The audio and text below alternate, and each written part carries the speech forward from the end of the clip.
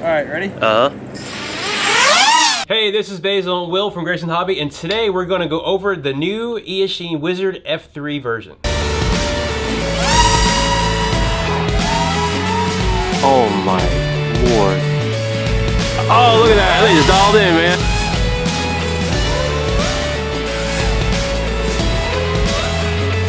Now, what mode is that in, Will? This is air mode acro. Air mode acro. Now, that's only, does that come stock? No, they don't come preset. I'm not going to have, they'll have 3 flight modes, but in order to do these maneuvers and all that, you have to have the custom tune. Right. The rates are much more aggressive.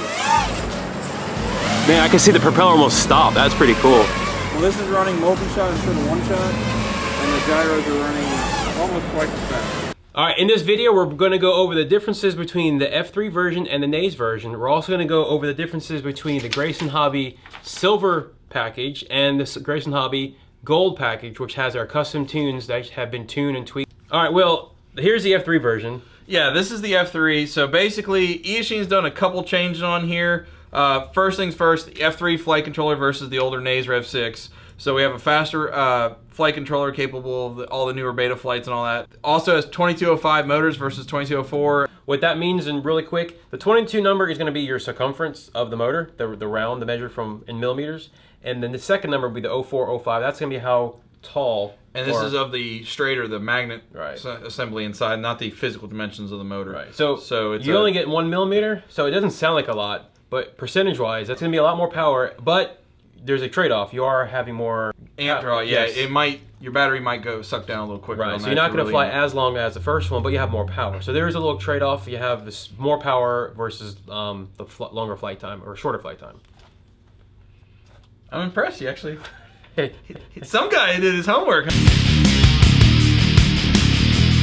The thing they changed was they put red LEDs in the rear and green LEDs in the front versus left and right. So better for orientation overall, in my opinion. And they're 12-volt LEDs versus 5-volt LEDs. So I think that there might be a little brighter actually too. But this is more for working on it. They reran the wires for the speed control signals from next to the flight controller to around it. So you don't have to worry about pinching wires if you take the plates on and off. That's a great change in my opinion. That was one of the things that I kind of was upset about when we first got these in. That was really one of the only negatives I saw, but now they fixed that and it's good to go. And also a change is the antenna, the 90 degree. Yes, okay. The first generation had a straight video transmitter with a 90 degree screwed onto it, and the 90 degree could pop apart. This one now, the 90 degree is directly mounted to the video transmitter. It's part of it. So you shouldn't have to worry about that coming apart as much. You do got to be careful in crashes and all that though, so that is one thing to keep in mind. Not really a change, but more a different product is the prop nuts. Yeah, the prop nuts are actually changed. They're using the steel prop nuts versus the aluminum, which is great because you're dealing with aluminum motors, taking them on and off, especially when you get 10 sets of, or 5 sets of props on these things. You know, the steel nuts don't tear up the threads as much as they do with aluminum. So they last longer, nicer. You don't have to worry about stripping them out as easy or anything like that. So that was a great improvement there. F3 version also has the BL Heli S. Yeah, we still have the BL Heli S speed controls on here, which that's what makes the quad. It's so locked in with those speed controls. One thing we want to do is we want to make sure you get a quad in your hands if you buy it ready to fly from us, that it's ready to go out of the box as much as humanly possible. So what he's meaning, we don't get it in from Eachine, put a label on it, and out they go. Because we've seen out of 20 quads from last batch, almost 18 of them were different. Because they're being produced so fast they can't keep up with the consistency. When they get it from other companies, they don't know, the software is various. So no one knows what the heck they're getting. Yeah. Like he said, out of the last 20 we got in one of the batches, there was some that were set one way. Some had like 2 modes, some had no modes. Some were pure acro out of the box, some had angle only, some were armed with a switch, some weren't. I was kind of, you could definitely tell there's multiple people setting these up from the factory. I mean, biggest thing is we're double checking quality control, making sure, had a couple of missing screws here and there, loose screws, a lot of motor mounts were loose. Yep. So some of the motor mounts were rubbing the motors. I've been keeping up online. Some people buy them and they get like bad speed controls, bad flight control, stuff like that. That's things that it's not going to come out our door like that because I check them before they go out. Covering the electronics as far as motor speed controls are being checked. The camera's making sure, make sure the camera's plugged in. The lights on the bottom, We check the battery, make sure there's not a dead cell in the battery or anything like that with the cell checker. Check the video transmitter. I set it up on one of the Eachine EV800s to make sure the video is good and everything. Which is right here? Yeah, we just use that there to check it. Right here. Yep. So a lot of things checked. I also do put a bass tune on it. Basically, no matter what version you get from us, it's going to have 3 flight modes on it versus 1. Right. Well, the silver version is going to have your 3 flight modes. It's going to have arming and disarming by switch versus the yaw stick. They're also set up for 1 shot. Some of them didn't come set up for 1 shot, so I definitely make sure they're set for 1 shot. The gyro rates are set. The flight modes are set. Basically, we got it to where it's good to go out of the box. The rates are a little lower, a little better for beginners if they need it. So basically, on your transmitter, we're going to have 2 switches. Switch B is your arming and disarming, which you'll see on the sheet. Comes on our quick startup. If you're going into a tree or to a building or something, the first thing we did, we showed in our top 5 videos, you cut the throttle, and I'm not going to think about doing that. If I want to just go boom and I'm done.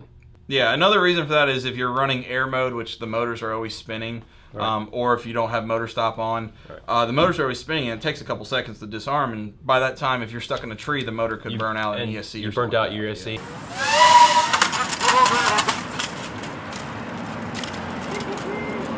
And then we have our switch C, which is going to be our different flight modes. Yeah, the 3-position switch C, is going to give you your 3 flight modes. Angle is a basic mode where it's got limited angle that it can go left and right, forward and back, so it keeps it from flipping over or anything like that. So that would be for your ultimate first-timer? Definitely, that's the first mode to start with. It has self-leveling to right itself. If you're angled one way or the other and you let go of the stick, it'll center out, but it's not going to stay perfectly stationary in space because it doesn't have a GPS or anything like that. Your angle mode is going to be locked left or right. Horizon mode kind of takes a mix there. It has the stability, but if you max the sticks fully one way or the other, you can flip it or you can roll it and do other maneuvers, but it is trying to right itself out when you let go of the sticks or anything like that. So it kind of fights you a little bit, and that's where acro comes in. Acro is no leveling. The gyros are there just to stabilize the quad, but not necessarily to keep it level or anything like that. So you are flying it more like traditional helicopters and all that.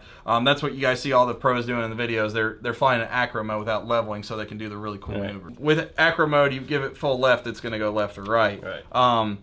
So basically it's going to hold that position until you manually center it back up. We have arming mode, motors. This is angle mode. Your motors spin up, throttle kills. Second mode here is horizon mode. And you want to see the switch? Flipping it.